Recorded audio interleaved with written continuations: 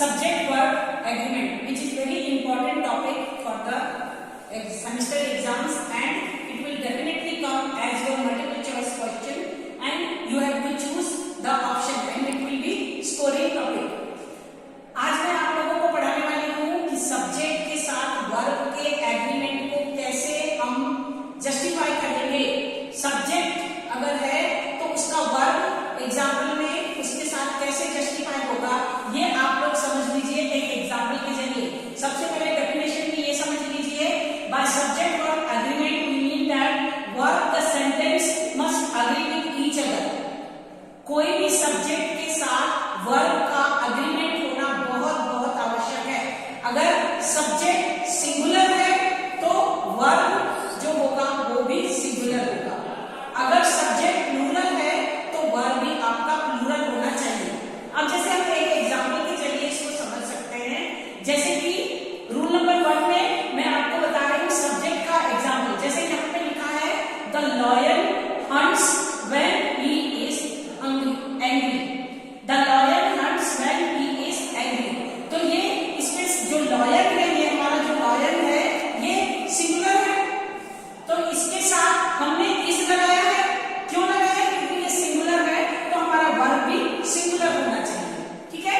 अब जैसे मान लीजिए हम अग्रीमेंट हमारा कैसे हो गया, अगर मान लीजिए लॉयंस जो है प्लूरल है, जैसे यहाँ पे लॉयन है तो वहां पर लॉयंस है, तो लॉयंस प्लूरल है तो lions hunt when they are angry. Are लग गया, लेकिन यहाँ पर इज लगा है तो वहां पर आर लग गया। क्यों? क्योंकि हमारा जो सब्जेक्ट है वो एस लगा है। लॉयंस, बहुत सारे लॉयंस, यहाँ पर लॉयन एक लॉयन है, तो अगर लॉयन है तो इज लग गया, लॉयंस है तो आर लग गया। तो सब्जेक्ट के साथ वर्ब का अग्रीमेंट हुआ तो दिस इज जस्टिफाई। हमारा वर्ब के साथ सब्जेक्ट का हमने एग्रीमेंट कर दिया। ये रूल नंबर 1 में था। अब हम रूल नंबर 2 में समझेंगे, जैसे कि अगर कहीं पर एंड लगना है तो अगर एंड के द्वारा हमको सेंटेंस को जोड़ना है तो वहां पर आर नहीं लगेगा, इज लगेगा। जैसे कि करी and rice is my favourite dish. करी भी है, एक सिंगुलर है, और राइस और करी दोनों एंड के साथ इसको ज्वाइन किया गया है सेंटेंस को। तो करी एंड राइस के साथ यहाँ पे अगर आप बोलेंगे कि दो चीजें हैं तो हमें आर लिखना चाहिए, तो ऐसा नहीं होगा। तो करी और करी जो है सिंगुलर है, राइस एक सिंगुलर है। दो सिंगुलर वर्ड्स को हमने एक एंड के साथ ऐड किया है, तो करी एंड राइस इज लगा दिया, तो यहाँ पर इज माय फेवरेट डिश। तो ये आपका हो गया सेंटेंस के साथ वर्ब का एग्रीमेंट, जस्टिफाई हो गया। अब जैसे हमने अगर हमारा कभी कभी और लगाते हैं कि अगर हम सेंटेंस को ज्वाइन करते हैं, सेंटेंस को ऐड करते हैं, तो हमने नो स्मोकिंग और ड्रिंकिंग एक सिंगुलर नंबर है, स्मोकिंग एक सिंगुलर नंबर है, तो इसको हमने और के साथ अगर हमने ऐड किया तो नो स्मोकिंग और ड्रिंकिंग इज लग गया, हमारा यहाँ पर इज लग गया। तो ये इज हमारा जस्टिफाई हो गया, सब्जेक्ट के साथ वर्ब का अग्रीमेंट हमारा is allowed in the party. No smoking और drinking is allowed in the party.